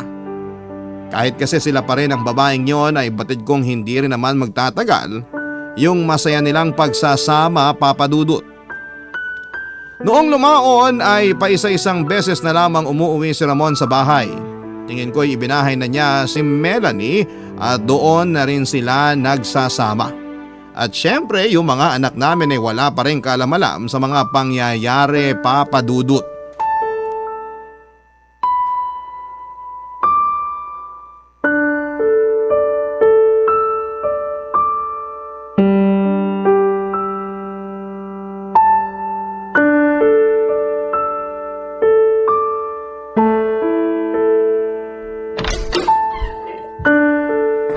Oh, naligaw ka, Ramon. Ano namang masamang hangin na nagdala sa'yo rito, ha? Birthday mo, hindi ba? Daming handa ah. Mukhang marami kaya at bisitang darating. O ano naman sa'yo? Hindi ba't may babae ka na? Ibinabahay mo na nga yata eh. Tapos magpapakita ka pa rito ngayon. Huwag ka na nga magpanggap dyan. Ay, nagsisimula ka na naman. Yung mga anak mo, nasaan? Parating na din ang mga yun mamaya. Nauna ka lang ng dating. Di mabuti para may kasama ka naman mag-birthday. Di yung kung ano-ano na naman ang iniisip mo. O ikaw naman yung nagsisimula ngayon. Alam ko naman ako hindi kita uunahan. Bubunga nga mo na naman ako. Naku, kung ako sa'yo wag mo na lang subukan. Mahal ko si Melanie. Ano? Ulitin mo nga yung sinabi mo? Mahal ko si Melanie. Hindi ka naman siguro bingi, hindi ba? Ang kapal talaga ng mukha mo, no? Pumunta ka lang dito para sabihin yan? Alam mo, sa totoo lang, ayokong makipag-away ngayon dahil ayokong masira ang araw na ito. Hindi ka na lang magpasalamat na naaalala pa kita. Na naaalala ko pa ang birthday mo ngayon. Kung ibang lalaki lang ako hindi mo na ako makikita dito. At talagang proud na proud ka pa sa ginawa mo, no? Aba oo naman. Sa ganda ni Melanie, napakaswerte ko na. Ha! Tingnan ko lang kung maganda pa rin siya sa paningin mo kapag tumagal-tagal pa kayo. Baka sabihin mo rin sa kanya lahat ng mga sinabi mong insulto sa akin. Palagi na lang tayo nauuwi sa pagtatalo. Wala na tayong pag-uusap na naging mahinahon tayong dalawa. O sino ba naman magiging mahinahon? Sige nga! Hindi ako natutuwa sa ginawa mong kawalangyaan sa buhay. Pero sige lang! Magpakasaya ka lang ngayon hanggat nararamdaman mo pa yan. Anong ibig mo sabihin? Gawin mo na kung anong gusto mong gawin. Ayaw mo pa ba? Nagsasama na rin naman kayo ng babae mo di kayo na. Maghiwalay na lang tayo para wala ka ng dahilan para bumalik-balik pa rito. Baka maging utang na loob ko pa sa iyo yung presensya mo. Ibang klase ka rin, no? Kala mo naman magiging masaya kapag naghiwalay tayo. Samantalang nung maayos pa tayo, halos himatayin ka sa kilig dahil sa akin. Napakayabang mo talaga. Hoy! Dati yon. Huwag mo nang alalahanin pa dahil malabo nang maibalik yon. Hinding-hindi na ako kikiligin sa yung amoy lupa ka. Makapagsalita ka naman dyan parang dalaga ka pa. Pareho lang tayo amoy lupa. Ang kaibahan lang sa akin, may nagkakamali pa. Sa'yo, wala na. Sinaulo ka talaga! Umalis ka na nga rito! Hindi ko kailangan ng presensya mo ngayong birthday ko. Panira ka lang ng araw Umuwi ka na nga sa babae mo. Alis na! Talagang aalis na ako. Hindi ko ipagsisiksikan ang sarili ko sa bungangerang katulad mo. Bilisan mo nang umalis! Ang dami mo pang putak! Hayaan mo't bukas na bukas din iaasikasuhin ko na yung pakikipaghiwalay ko sa'yo para malaya na kayong magsama ng babae mo. Pero ngayon, huwag mo munang ipapakita sa akin yung pagmumukha mo! Papa Dudut, masaya sana ang araw na yon dahil dumating ang mga anak namin. Pero sa halip na makapagsaya ay yung pag-aaway pa namin ang eksenang naabutan nila. Ang mas masakit pa roon ay hindi lahat ng mga anak ko ay nauunawaan ang pinagdaraanan ko noon. May isa ring kumampi kay Ramon, yung anak kong lalaki. Hindi ko na lamang babanggitin ang pangalan niya dito sa sulat para manatili ang pagka-pribado ng buhay niya. Pero nasaktan ako nang sabihin niyang magsasawa din ang tatay niya sa pambababae at babalik din sa akin. Sa pagkakasabi niyang yon ay parang sinusuportahan pa niya ang ginagawa ng tatay niya. Masakit yon sa akin hindi lang bilang isang ina, kundi bilang isang babae din. Lalo na't may asawa na yung anak kong yon. At narinig din noong asawa niya yung mga sinabing yon ng anak ko. Ngunit kagaya nga ng dati, nauwi din naman sa wala yung bala kong makipaghiwalay kay Ramon. Kinabukasan nga kasi noon ay nagtanong-tanong ako sa kakilala ko na abogado sa munisipyo at sa kaibigan kong naglilingkod sa simbahan kung paano ang proseso ng annulment. Pero doon ko nalaman na napakahirap at napakagastos pala ng prosesong yon. Bukod pa doon ay pinanghinaan din ako ng loob dahil halos lahat ng nakausap ko ay hindi ako sineseryoso. Ang tanda na raw namin kaya bakit hindi ko na lang daw hintayin na mamatay si Ramon? Bakit hindi ko na lang daw tanggapin na ganon ang asawa ko, Papa Dudut? Dapat daw kung makikipaghiwalay ako ay noon ko pa ginawa. At hindi kung kailan wala nang silbi at uugod-ugod na ang asawa ko, Papa Dudut. Barangay Love Stories. Barangay Love Stories. Papa Dudut, dahil mas mahihirapan pa ako sa proseso ng pakikipaghiwalay kay Ramon ay muli akong nagtiis. Nagpatuloy yung ganong sitwasyon namin ng asawa ko sa bahay. Pero aaminin ko, Papa Dudut, na talagang hindi ko na kaya. Umuwi man siya o hindi ay hindi na bago sa akin. Paminsan-minsan naman ay pinupuntahan ako ng mga anak ko o kaya ay ng mga apo ko. Kaya hindi na rin ako noon gaanong nalulungkot. Sa katagalan naman ay hindi ko na rin napigilang magtaka. Nasa loob ng 6 na buwan ay nabibilang na lang sa mga daliri ang pag-uwi ni Ramon sa bahay. Wala naman sanang problema yon dahil nagtatalo lang kami tuwing dumarating siya. Bagay na gusto ko nang iwasan dahil nakakapagod na rin naman. Isa pa'y wala na rin yung magandang naidudulot sa akin dahil na-high blood lamang ako tuwing pinapaalala niya yung kataksilan niya.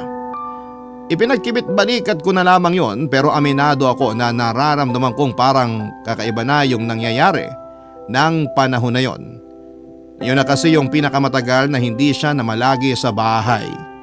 At si Melanie na rin yung pinakamatagal na naging kabit ng asawa ko. Kaya naman hindi ko na napigilang magtaka. Hanggang sa aksidente kong natuklasan ang kadahilanan, Papa Dudut.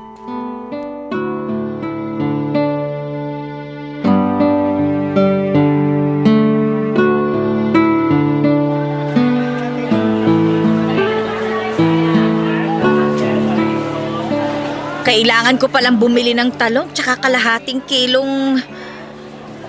Ay! Pag minamalas ka nga naman, oo. Sa dinami-dami ba naman ang makikita ko rito sa palengke? Yung mga taksil pa! Umandak sa akin, babae ka! Kung saan-saan ka nakatingin, ha? Babanggain kita ngayon. Aray! Ano ba? Tumingin ka nga sa... Marsha? Oh! Kumusta, Melanie? Buntis ka? Oo. Sa asawa ko ba yan? Oo! Magkakaanak na kami ni Melanie. At talagang hindi man lang kayo nahiyang sabihin yan? Ang kakapal talaga ng mga mukha ninyo, no? Nakakadiri kayo! Ano bang sinasabi mo? Mahal namin ni Babe ang isa't isa. Babe! Adi ka siguro, ano? Hindi lang kita nasita nung nakaraan eh. Pero ipapaalala ko lang sa'yo, ha? Magsisi-70 anyos na yung asawa ko. Tapos tatawagin mong babe? Hindi ka man lang ba kinikilabutan tuwing tinatawag mo siya ng ganon? Melanie, halika na. Mauulit pa rito yung nangyari sa mall noon eh. Hindi! Teka! Punong-puno na ako dito eh. Kung dati, pinayagan ko siyang sabunutan ako sa harap ng maraming tao. Ngayon, lalabanan ko siya. Ha! Iba na nga talaga ang panahon ngayon, ano? Kung sino pa yung kabit, ay siya pa yung matapang. Hindi ako kabit! Babe, sabihin mo nga dito sa matandang hukluban na to na hindi mo ako kabit. Sabihin mo yung balak natin. Hihiwalayan mo na siya, di ba? At magpapakasal na tayo? Hayaan mo na siya.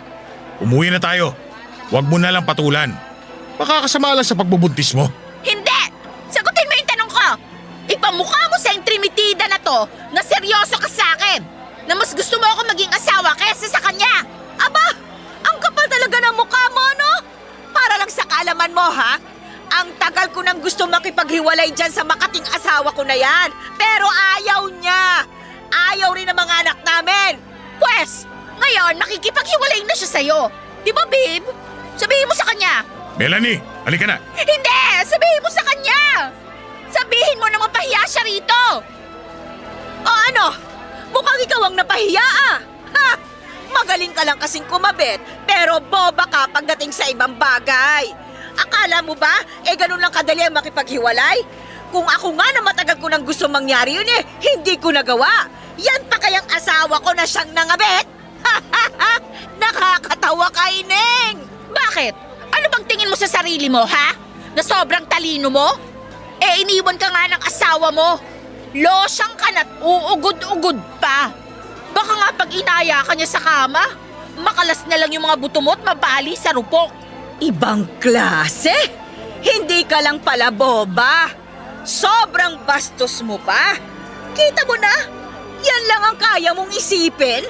Baka nga yan lang din ang kaya mong gawin Yung bumuka ka sa kama para sa asawa ko. He! Tumigil ka!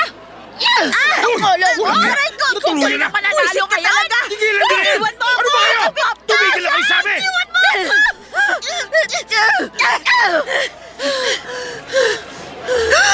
Babe! May dugo! Dinudugo ako! Anak ng... Tulong! Tulungan niyo kami! Papadudot muntik nang makunan si Melanie dahil sa mga nangyari sa amin ng sandaling yon. Aminin ko na natakot at nag-alala ako para sa batang dinadala ni Melanie. Pero hindi para sa kanya. Sinubukan ko namang kumalma noon pero siya yung unang nanugod sa akin. Hindi ko rin naman pinagsisihan na kinumpronta ko siya lalo na noong malaman kong nagbunga na pala ang kataksilan nila ni Ramon.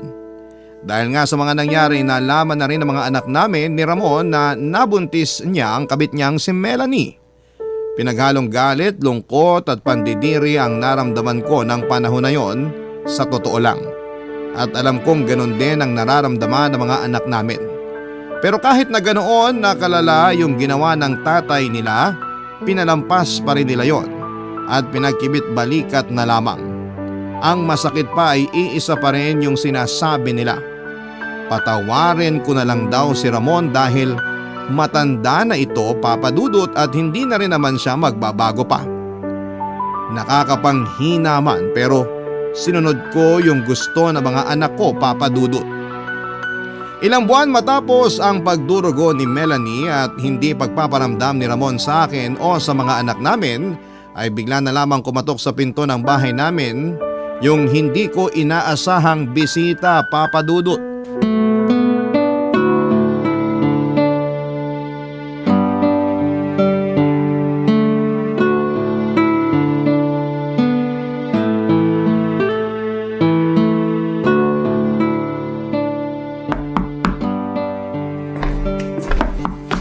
Sandali lang! Oh, anong ginagawa niyo rito? Marcia, pasensya ka na. Wala na kaming malapitan. Aling Marcia, na-stroke po ang asawa niyo. Pasensya na po. Wala na po kasi kaming ibang alam na pwedeng lapitan. Ganon. Nung maayos pa siya't nakakapagbigay ng pera, kung angkinin mo, akala mo kasal na kayo. Tapos ngayong na-stroke, asawa ko na ulit. Marcia, sorry. Grabe ka, Ramon. Grabe itong ginawa mo sa akin. At ang kapal naman talaga ng mukha ninyong humingi ng tulong sa akin pagkatapos ang lahat ng mga ginawa ninyo. Aling Marcia, patawarin niyo na ho kami. Walang-wala na po kami. May sakit po si Ramon. Pinalayas na rin kami sa inuupahan namin. Tapos ilang buwan pa lang tong anak namin. At talagang isasangkalan mo pa yung anak ninyong kalong-kalong mo ngayon, ano? Anong gusto ninyo, ha? Patuloyin ko kayo't patawarin na lang? Pagkatapos gusto ninyo na kupkupin ko kayo at alagaan, ganun ba? Kahit ilang buwan lang po, Aling Marsha. Hahanap naman po ako ng trabaho. Kailangan ko lang na mapag-iiwanan sa anak ko at kay Ramon habang naghahanap buhay ako. Sige na ho. Sana nauunawaan ninyo yung hinihiling ninyo sa akin. Dahil ang hinihiling ninyo ay magsasama-sama tayo sa iisang bahay. Ang galing naman! Ang legal na misis, yung kabet at yung hayop na asawa! Kayo ang nagpakaligaya. Ngayong hirap na kayo, sa akin kayo aasa? Tawarin mo ko, Marsha. Hayop ka, Ramon! Ang kapal ng mukha mo! At ikaw, Melanie, tanga ka! Papatol-patol ka sa matanda, tapos hindi mo naman pala kayang panindigan! Aling Marsha, parang awa niyo na po. Kahit hindi na po para sa amin. Para dito na lang po sa inosenteng batang to. Sige, pagbibigyan ko kayo. Pababayaan ko kayo manirahan dito sa bahay ng 3 buwan, pero aalis ako. Sagot nyo na yung kuryente at tubig dito. Pero pagkalipas ng 3 buwan, ayoko nang makita yung mga pagmumukha nyo rito. At para sa'yo naman, Ramon, tapos na tayo. Salamat po, Aling Marsha. Pwede na po ba kaming pumasok? Ba't parang sabik na sabik ka pang tumira dito, ah? Pasensya na po. Natuwa lang talaga ako na may matutuluyan na kami. Pwede ho bang makahingi pa ng isang pabor? At ano pa? Abusada ka! Pakihawak naman yung anak ko. Kukunin ko lang yung mga gamit naming naiwan sa tricycle na sinakyan namin. Ay, iba rin naman talaga ang kapal ng mukha mo, no? Papadudot pansamantala ko ngayong naninirahan sa bahay ng kumari ko. Magdadalawang buwan na ang lumipas mula nang pinatira ko sa bahay sina Ramon at Melanie. Hindi na rin ako nakibalita pa sa kanila pero ang huling balita ko sa mga anak ko ay hindi rin nila natiis ang tatay nila at inaabot-abutan din nila ito kahit na papaano. Kahit na alam kong kailangan nga ni Ramon ng tulong ay nasaktan ako sa ginawang pagtulong ng mga anak ko. At sa pagkakataong yon ay kinompronta ko na sila. Sinabi kong nagtatampo ko sa kanila dahil sa bawat sandaling sinasabihan nila ako na magpatawad at magtiis ay para na rin nilang sinasabi na mas mahalaga ang tatay nila kesa sa akin. Kaya wala na silang nagawa nang sinabi kong itutuloy ko ang pakikipaghiwalay sa tatay nila kahit gaano pa katagal ang aabutin ng proseso. Sana balang araw kapag humupa na ang galit ko sa asawa ko at kay Melanie ay tuluyan ko na rin nga talaga silang mapatawad. Pero sa ngayon ay hindi pa muna. Hindi ko pa sila kayang harapin at mas lalong wala akong balak na konsentihin sila. Masakit sa akin na humantong sa ganito ang lahat, Papa Dudut. Pero sa kabilang banda ay nakahinga ako ng maluwag dahil parang nabunutan ako ng mahabang tinik. Ngayong seryoso na akong hiwalayan si Ramon, ngayon ko palang naramdamang mabuhay ng naaayon sa mga gusto at desisyon ko. Ngayon lang ako naglakas ng loob. Sa edad ko na ito na 66 ay ngayon ko lang natagpuan yung lugar ko. Masaya ako. Nagkaroon ako ng kapayapaan. Hanggang dito na lamang, Papa Dudut, mabuhay ang Barangay LS. At maraming salamat po sa bumubuo ng Barangay Love Stories. Ang uhusay po ninyong lahat. Ang inyong forever kapuso at ka-barangay, Marsha. Nagustuhan ng iyong napakinggan? Ituloy yan via live stream sa www.gmanetwork.com/radio. Barangay LS 97.1 Forever